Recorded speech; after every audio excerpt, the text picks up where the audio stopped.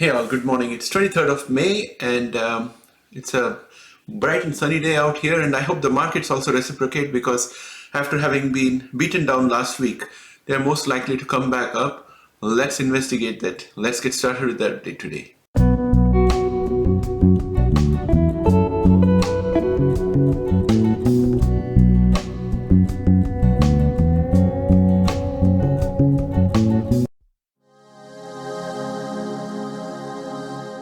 The question before us today as we start the week is, how is this week going to be? So I have a snapshot from last week which we'll check out as we go ahead in this presentation. So first let us start by having a look at the headlines, and from there we'll proceed further. So the very first headline I have for us today is another area in which CRISPR-Cas9 is helping out. This is for people who are suffering from Angelman syndrome.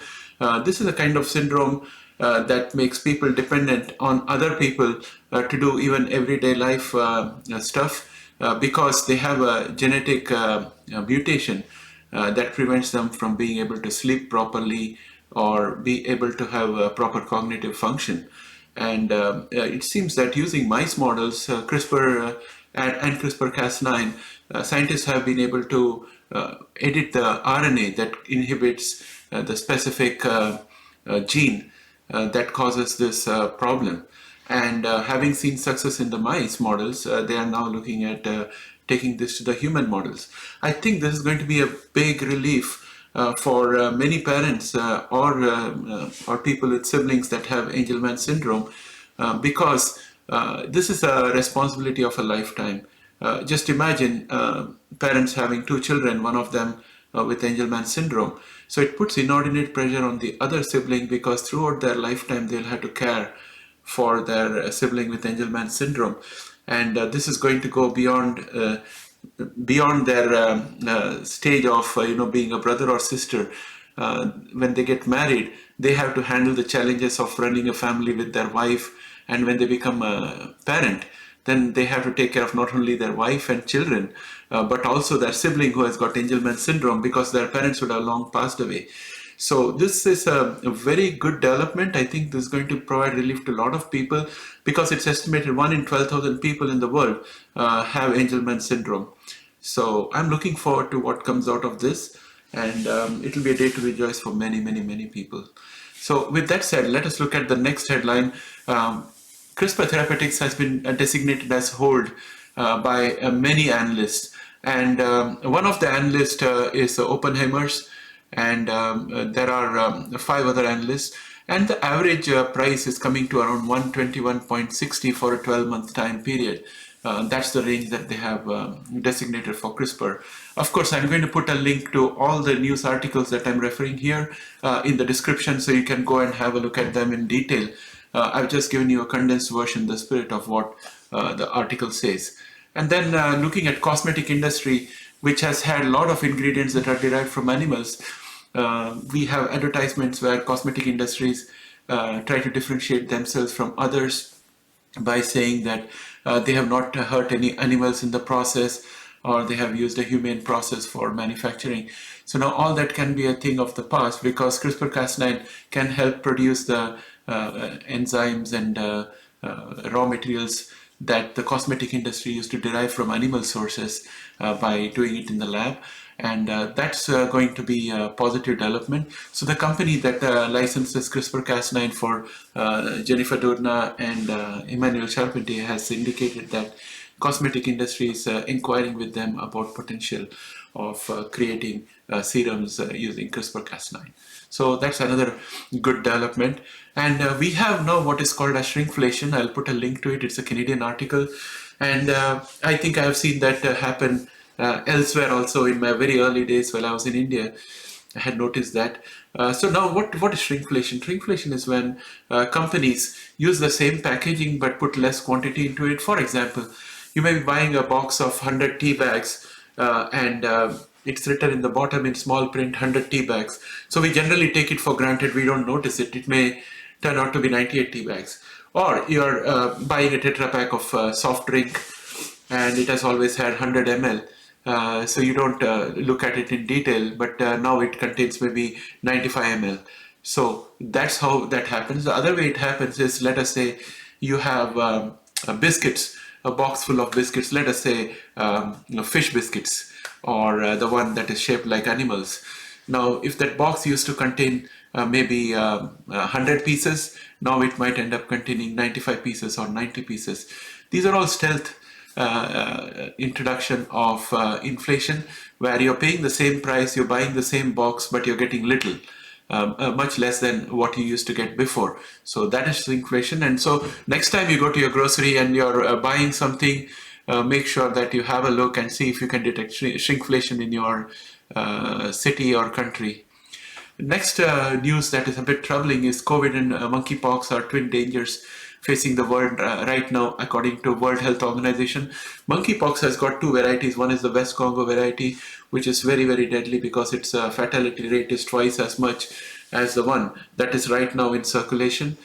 And monkeypox actually spreads through respiration and also prolonged contact with skin lesions that have got monkeypox. So it should not be so easy to spread, but with increased testing, there is a detection of monkeypox in increasing numbers, and that's making the WHO a bit worried. We'll have to watch this space further because this has potential of throwing a wrench in the recovery that might happen in the economy.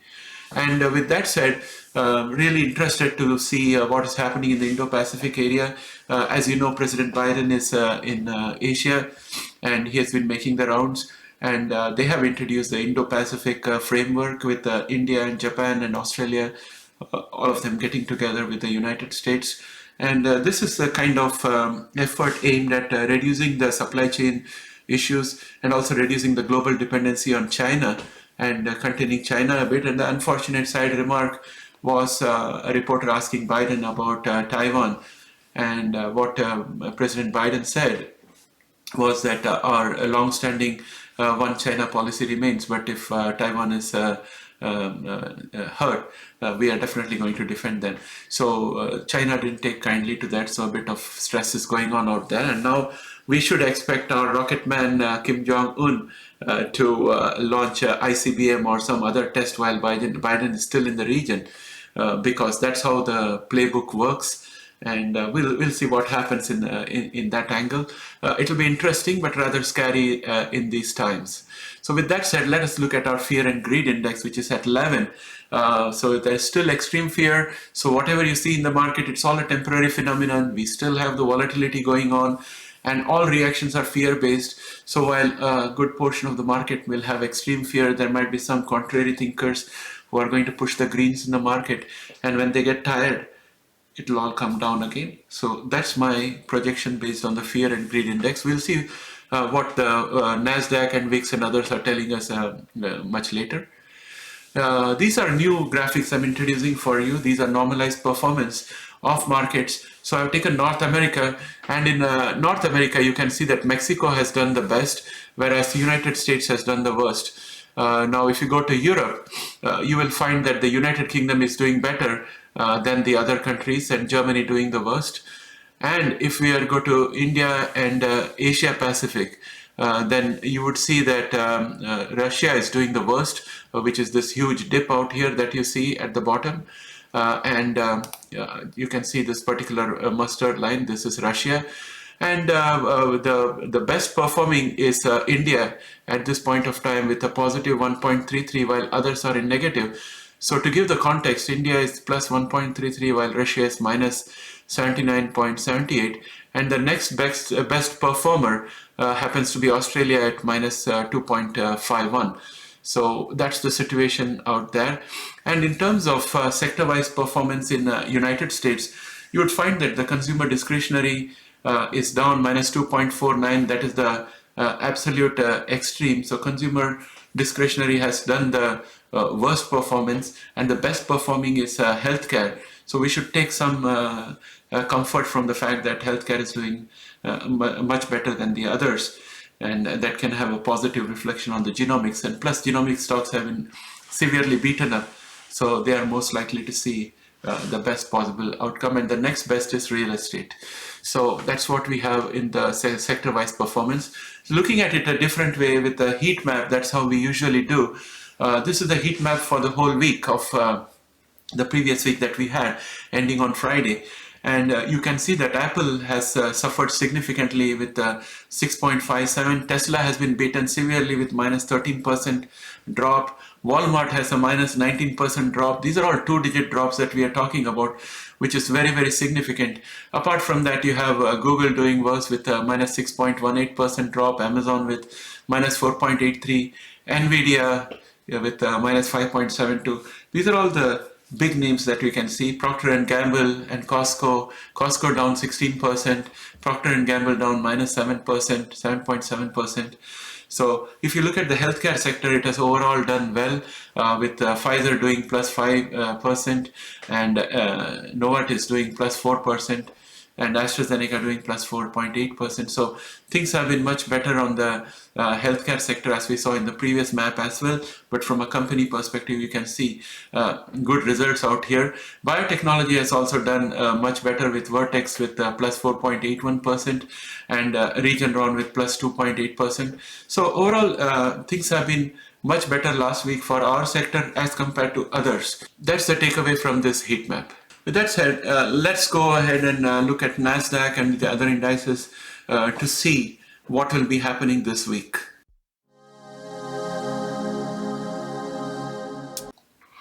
Let's start off with the futures. The Nasdaq futures are mildly positive at a 0.47% positive. That's around 56 basis points.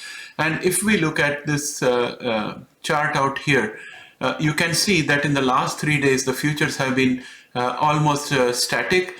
And the action today has just kind of cancelled out yesterday's action, on Friday's action. So future is indecisive, and again, 0.47 positive is not much to go by. Things can change. Let's look at the indicators. First, I would like to look at oil. And if we see, oil has already broken through the minor resistance that we had out here, which was at 110.73. And it's up right now at 111.33. And that means that Nasdaq is going to feel pressure from oil, because oil price feeds into inflation everywhere. So that's going to make the Fed more worried and wanting to make hawkish statements. And if we look at the MACD also, it's still bullish, and momentum is also above average and pointing up. So oil price doesn't look like it's going in a great direction today. Next, let us look at the put call ratio, where we ended on Friday. So on Friday, we ended the put call ratio at 1.228, which is firmly in the bearish territory. So we can't expect much support from PCC. We'll have to see how the things change today. If there are more calls, things will improve. But now let's look at VIX. This small candle here is for the 23rd of May, which is today. And it's being constrained on the top by the 9-day exponential moving average. And it has got a bit of support from the 20-day exponential moving average. So it's looking slightly better than it did yesterday from that perspective. But given the fact that today's candle is firmly in the center of Friday's candle, it says to me that the market is still waiting to decide. I guess on the market open, we'll find which direction it's going to go in. As far as the MACD is concerned, it is bearish but moving towards the signal line. Momentum is still above average but flat. So everything is indecisive right now out here on VIX. So we're not getting much clues. So now we'll go and look at the US dollar index. US dollar index has this candle for 23rd of May, which is red and it's fallen down. This is the first bullish candle I'm seeing for us, for Nasdaq and gold and other asset classes, because funds are going to come out of US dollar and get deployed elsewhere. So that's a positive. And next thing that I want to look at is the 10-year USD yield.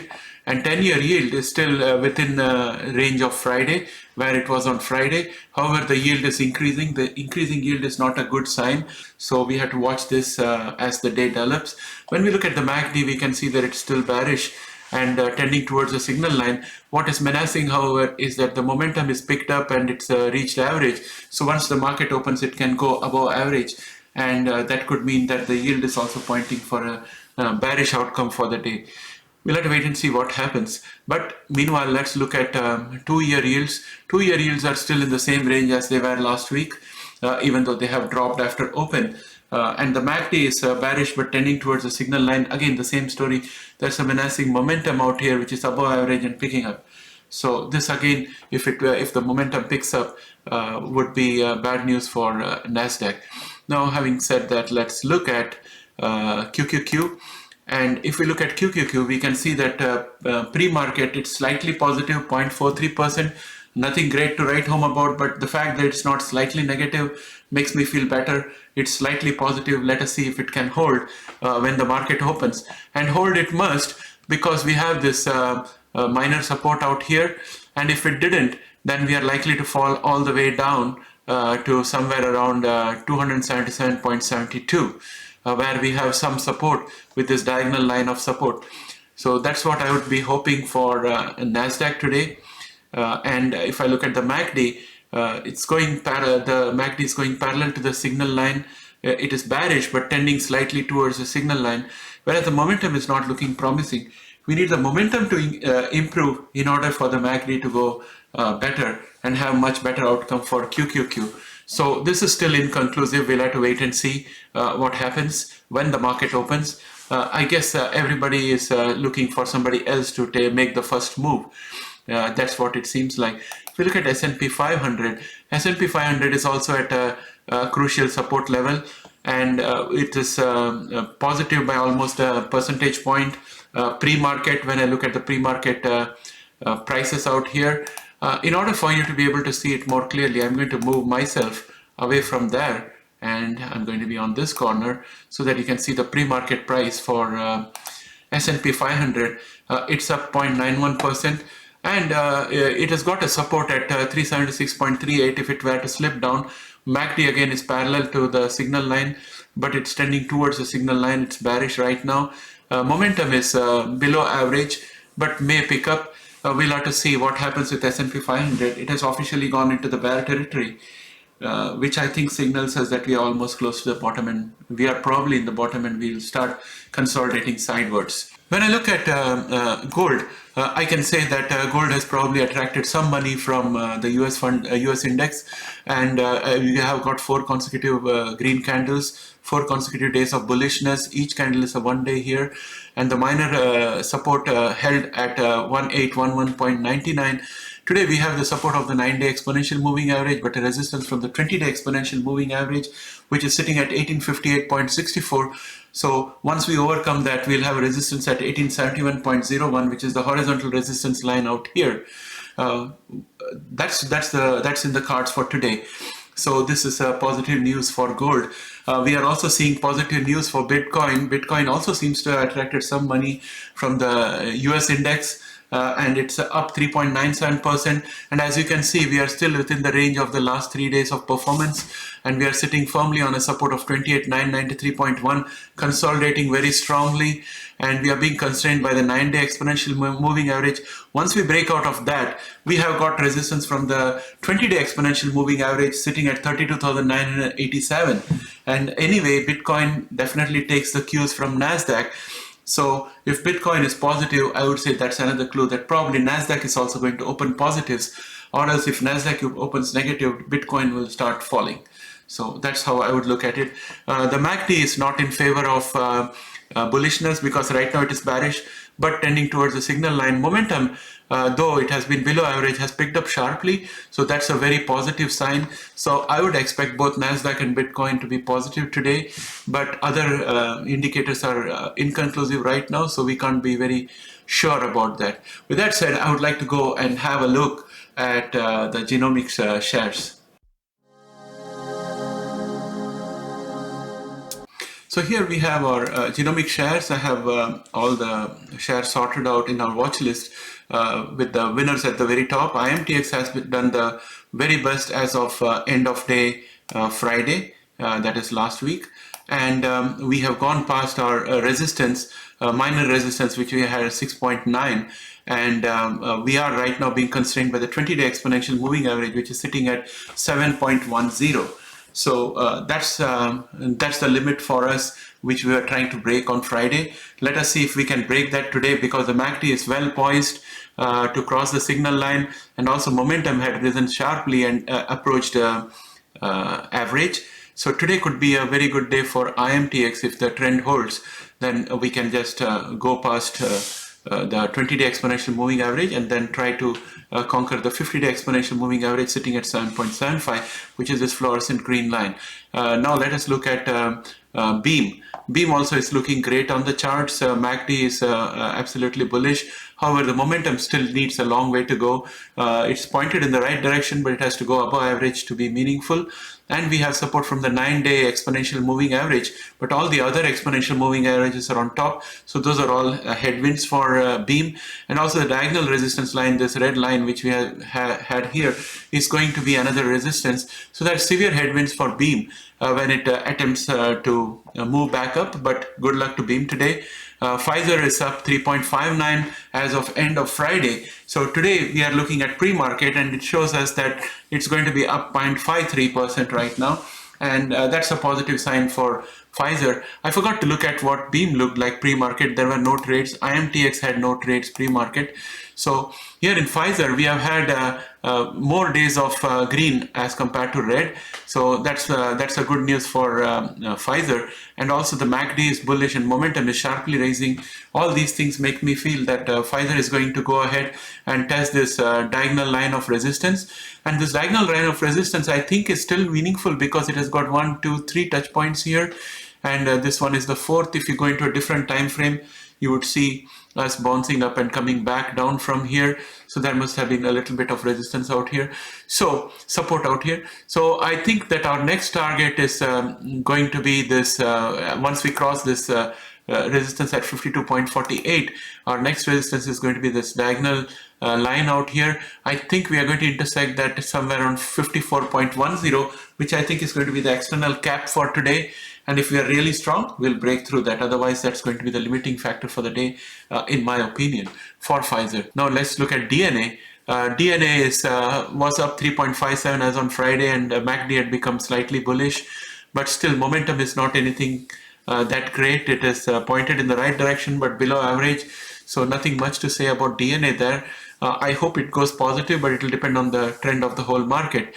But overall, it will do better than the rest of the market because Genomic seems to be doing slightly better than the market overall. Vertex is up 1.23 as of Friday, and it has got support from all the moving exponential moving averages, and also it has gone over the resistance of $248. So I'm going to mark that as support. And our next resistance is going to be up here, which is, I think I'm going to plot a new minor resistance out here for us. And that's going to be out here. This is going to be the next minor resistance for us, which is sitting at 261.24. We need to cross that in order to make further progress. We have a good potential of crossing this because MACD has turned bullish on Friday, and momentum had picked up on Friday and gone to average. So we just need to continue moving upwards. If we do that, then Vertex is going to be fine. Now, with that said, I want to go and have a look at IDNA, which was up 0.48% on Friday, still battling the minor resistance at 29.36, which in conjunction with the 20-day exponential moving average sitting at 29.5 is going to give a good resistance today. However, for us, the good thing is that the MACD is bullish and moving away from the signal line, and momentum is also picking up, but it is still below average. That's why I'm a bit worried about IDNA. But if momentum continued to pick up and crosses the average, then I think that we are going to be fine, and the entire genomic sector will end up doing much better. But IDNA is right now inconclusive in my opinion, because there has been no pre-market trade either to give us any idea of the direction. Right now it is 9:21 a.m. and the fact that we don't have pre-market trade out here could also indicate that everyone is looking at everybody else. Everyone is waiting for the market to open to see the cues. So I would think that in this situation, I wouldn't do anything for the first hour because it's going to be a shakeout to see which side seems to win. So I'm going to wait maybe for an hour before I start making any conclusions about where the market is headed today, especially today, because of the way the indicators have been positioned. And the worst performer was Caribou Biosciences. It has got support on this diagonal line which we drew on Friday, we are going to test this diagonal line and see whether this can be sustainable. If this is sustainable, we are going to see a bounce today. And pre-market, I'm already seeing a bounce of 1.45%. If that holds, then we are likely to test the resistance at 10.04. And if we are pushed down by 10.04, we can count on the support of this diagonal line, because we would have had 2 points of 2 touch points. And the third touch point there would make it a firm line of support. So that's what I'm looking for out there. However, if I look at MACD, it's promising in the sense that it is bullish.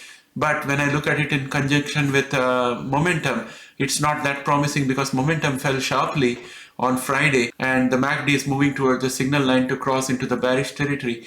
So Caribou Biosciences is inconclusive. We'll have to wait and see. And the pre-market shows that those who have bought ahead think that it's going to be a positive day for Caribou Biosciences. It's up 1.45%.